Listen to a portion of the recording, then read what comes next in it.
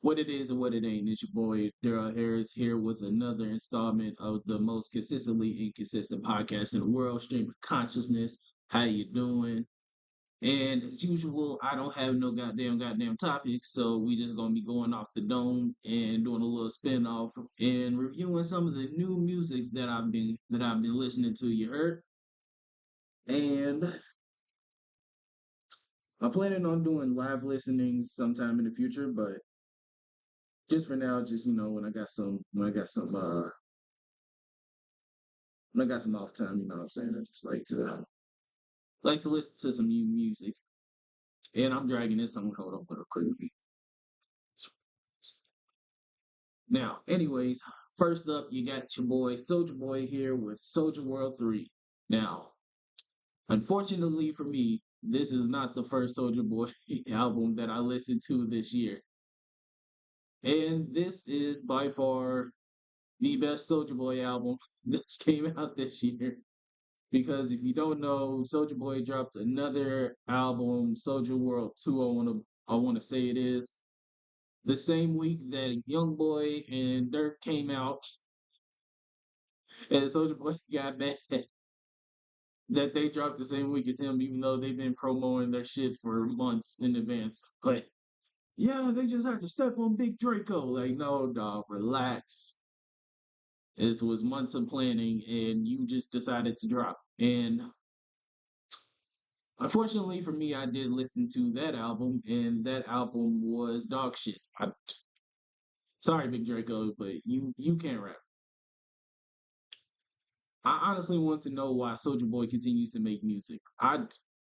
What is the reason for Soulja Boy to continuing to make music? And with Soulja World 3 as well, that dropped last week.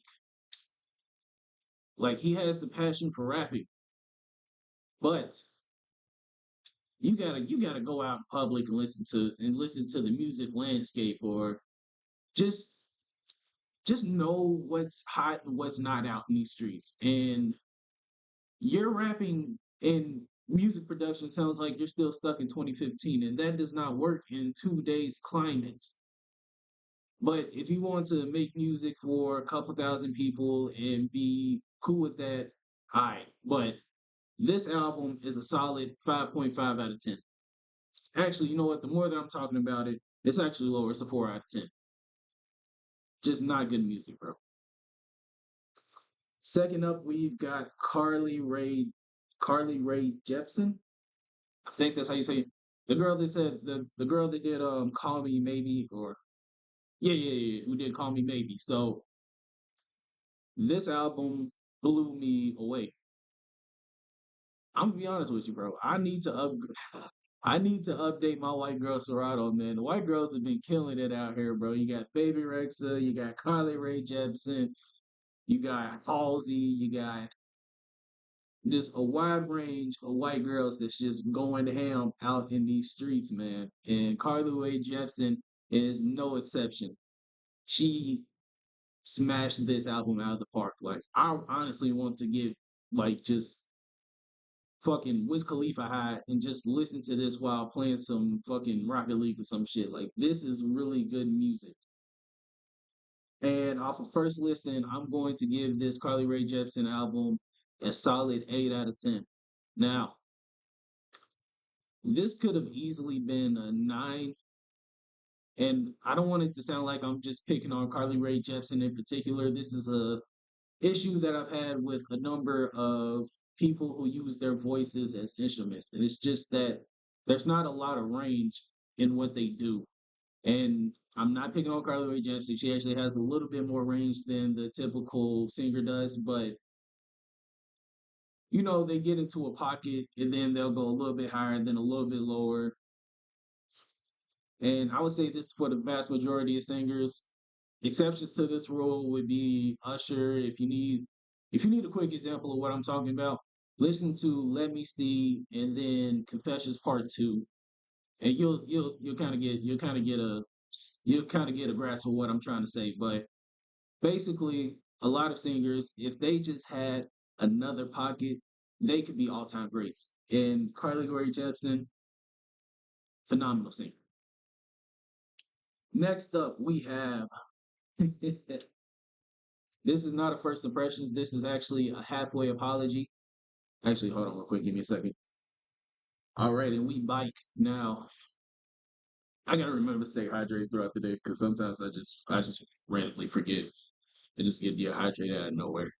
Fun fact or just random quirk, whatever works for you. Now, I have an apology to make. It is to that boy out of Houston, the man who came out in 2015, or was it? I believe it was 2015. You know, he had a single. He had a single out that was working, that was hot in these streets before the album came out. And it goes a little something like, don't you open up that window. Don't you let out the antidote. Yeah, popping pills is all we know. All right, now, so I don't get DMCA'd. I'm going to leave it at that. The boy who dropped a huge debut album and then followed it up with a great sophomore album and then came with a fire ass junior album. And this senior album, I shitted on a little bit. I shitted on it a lot of it because when I said I was dissecting LaFlame, pause. I only listened to the first 30, only listened to the first 30 minutes of the album. And literally the only thing that piqued my interest for real, during that 30 minutes was Hyena, the other one, the other one that had kind of like a little 1970s dance bop to it. I can't remember the name of the song, but that one, the Drake song, and Beyonce. And Beyonce fucking slid up. Every time I listen to that Beyonce song, it fucking goes, bro. I'm telling you. And I listened from that all the way up to the Beyonce song, and that album, just that 30 minutes alone, is a solid seven. Like it had a lot of hit and miss in there.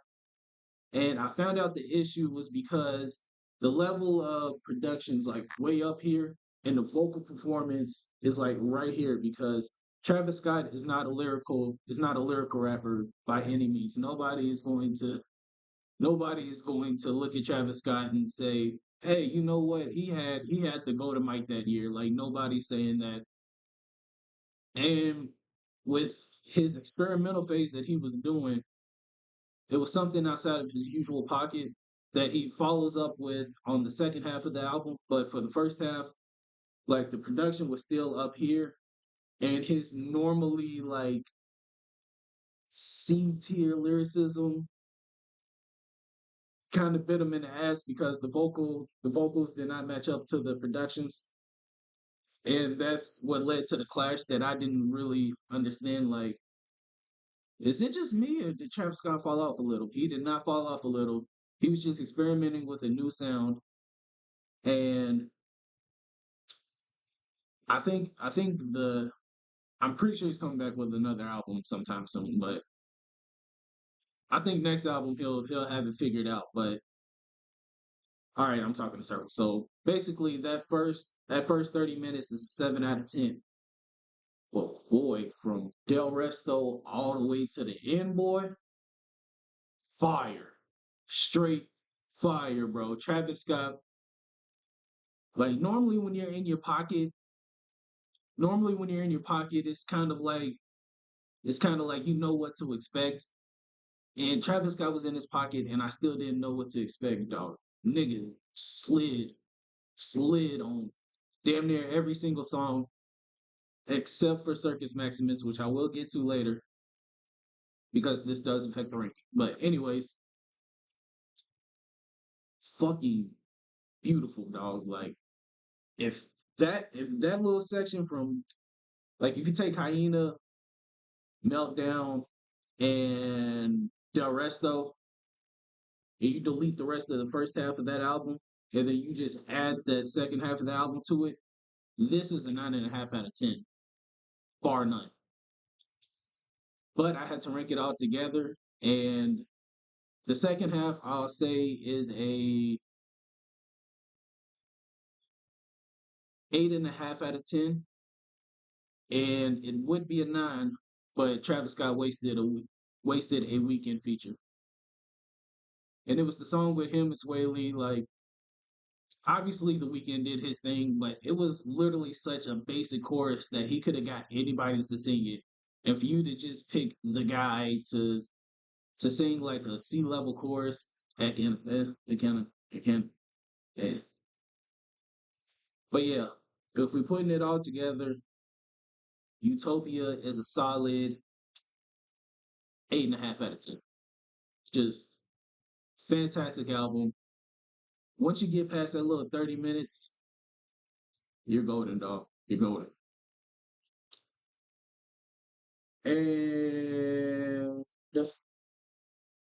actually, you know what? I might do a Post Malone live listening, but the first 30 minutes I really like. I really like the first 30 minutes of his album, but I might actually do a whole album review live with Post Malone's album first.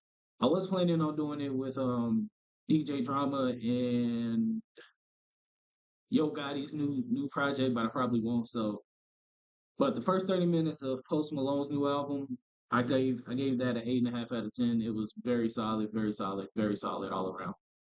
And when Post Malone has the freedom to do what he wants, he takes that ball and he rolls that bitch to the edge of the universe. Like Post Malone's different.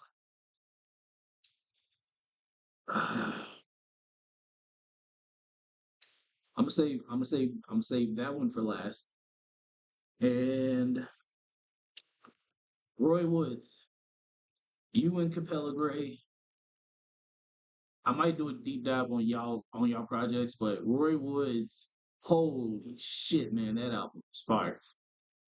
Just 51 minutes of pure artistry. This man took that canvas and he painted a goddamn starry night, like or Van Gogh s type shit. You know what I'm saying? Like Roy Woods, he is a singer. I don't know where he's from. He might be Canadian, I think, but I'm not putting that on him. But anyways, I haven't heard a new R&B artist. And Roy Woods isn't new, anyways, but he's new to me. But anyways, I haven't heard an R&B artist be that great in a while. Like from his beat selections to the features, he has a Coil Ray feature that I enjoyed the hell out of. I was just like, oh, what is this? Coil Ray? Coil Ray slid on that bitch. And there was another female on there. I don't know her name, but she did very well. And Roy Woods had a range. You know, he could take it to the whispery range and then go to the what's the word I'm looking for? To the melon melancholy, relaxed vocals to just flat out singing. He has fantastic range, and I was not bored from any song that he did. And he did 51 minutes, and it was a fantastic 51 minutes. I haven't heard an R&B album this good in a while. And for that reason alone, I gave Roy Woods a 9 out of 10 because it was just great. I really listened to it. It's on every digital platform, Spotify, you know. But yeah, Roy Woods slid on that bitch. Last and least, I loved it. I enjoyed Detroit.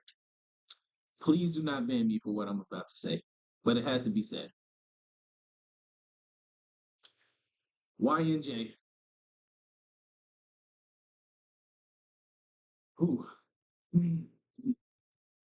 YNJ. I really like Coochie Land, and I like his TikTok songs where he's like, "Perk 30, perk 30, perk 60, I just pop 2 perk 30." He's like, every time I hear him on a TikTok song, it just brings me joy, bro, because he has a very good TikTok sounding type shit. But YNJ the rapper, you were less enjoyable than Soulja Boy. I'm sorry. You were way that album was Horrible. Absolutely horrible. Now, I'm not the type of guy that likes to be provocative and do shit for headlines or anything like that, but this Y&J album was irredeemably bad. First of all, he keeps repeating a lot of the sentences he says. The beat selections are okay, but when he sampled Earned It by the weekend, and the song right after that he sampled another popular R&B song, it was just horrible. Like, imagine hearing Earned It and then having it over a Detroit beat. Like, that doesn't even sound good. But he did it. And to nobody's surprise, it sounded horrible. Now, I don't know I don't know why people put out albums and they can't rap.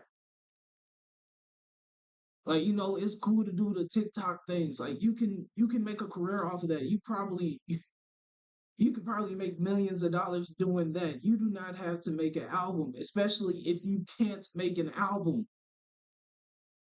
And just I'm not one of those, lyrical miracle spiritual individuals getting residuals type niggas, but say something just decent.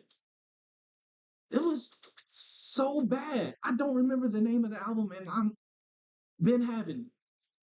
I will never go back to that album. It was horrible. It was literally like just scratching nails. It was literally like scratching a chalkboard. It was, oh my God, my poor ears had to suffer that. But yeah, man, if you want to do the TikTok, if you want to do the TikTok sounds, cool. Please do not put out another album. Actually, you know what? You can. I'm not gonna listen to it because this was dumpster fire, man. And with all that said, that Wayne J album's a 3 out of 10, dog. No, you know what? The more that I actually listen, it's a 2 out of 10. It's a 2 out of 10. Worst album of the year because one, I had some type of expectations because I listened to Coochie Land, and he had another song that I liked, and the TikTok sounds. I was just like, oh, I know he's got more than that, but no, he's only got the TikTok sounds, bro. Dude, can't, man. Oh man, before I get any angrier, this was another installment of the most consistently inconsistent podcast in the world. I'm your host, Darrell Harris. May blessings continue to rain down on you and yours, and see you next time.